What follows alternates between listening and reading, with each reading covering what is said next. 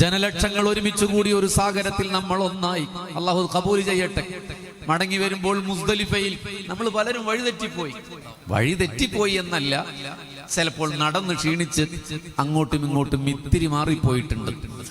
നിലാവ് പൊഴിക്കുന്ന ആകാശമേലാപ്പിന് താഴെ. യാ അല്ലാഹ്, ഹജ്ജിന്റെ ഏറ്റവും ചന്തചാരുത മുസ്ദലിഫയാണെന്നാണ് എനിക്ക് പലപ്പോഴും തോന്നിപ്പോയിട്ടുള്ളത്. അങ്ങനെ മുസ്ദലിഫയിൽ ആ രാത്രി നമ്മൾ രാപ്പാർത്തു. നിലാവ് പൊഴിക്കുന്ന ആകാശമേലാപ്പിന് താഴെ ആ മണ്ണിൽ ഒരു വിരിപ്പ് കിട്ടിയെങ്കിൽ എന്ന് കരുതി കിട്ടിയവർ അതിൽ, അല്ലാത്തവർ കബോർഡ് പൊളിച്ചതിൽ, അല്ലാത്തവർ കടലാസ് വിരിച്ച്, അതും കിട്ടാത്തവർ അവരുടെ ഇഹ്റാമിന്റെ വസ്ത്രം വിരിച്ചവിടെ കിടന്നു. ജീവിതത്തിൽ അത്ര മനോഹരമായ ഒരു ഉറക്കം ലഭിച്ചിട്ടുണ്ടോ നമുക്ക്? അത്രമേൽ മനോഹരമായ ഒരു സുഖം ലഭിച്ചിട്ടുണ്ടോ നമുക്ക്?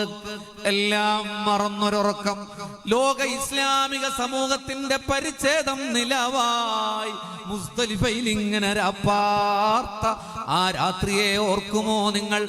മരണം വരെ ഏത് ഉറക്കിലേക്ക് പോകുമ്പോഴും നിങ്ങൾ ഓർക്കണം, നിങ്ങളുടെ വീട്ടിലെ, എൻ്റെ വീട്ടിലെ ബെഡിൽ കിടക്കുമ്പോ AC കുറയുമ്പോ കൂടുമ്പോ, ചൂട് കാലമാകുമ്പോ AC തണുപ്പ് കുറവാണെന്ന് കരുതുമ്പോ, മഴ വരുമ്പോ തണുപ്പാണെന്ന് കരുതുമ്പോ, ഇടിമിന്നൽ ജനവാതിലിൽ അതിന്റെ ശബ്ദം ഇങ്ങനെ മുഴങ്ങുമ്പോ, നമ്മുടെ ജീവിതത്തിന്റെ ശാരീരിക ആവേശങ്ങളിൽ രമിക്കുമ്പോ ഓർക്കണം മുസ്ദലിഫ.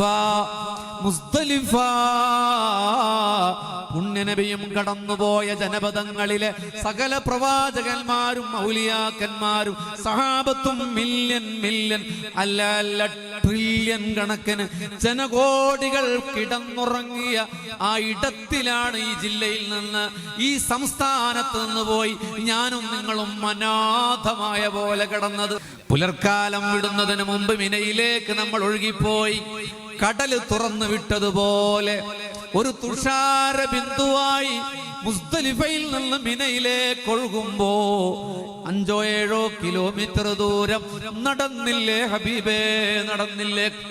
മിനയിൽ ഒരു ഒഴുക്ക് പോലെ ഒഴുകി. ഇനി ജീവിതത്തിൽ അങ്ങനെ ഒഴുകുമെന്ന് നിങ്ങൾ കരുതണ്ട.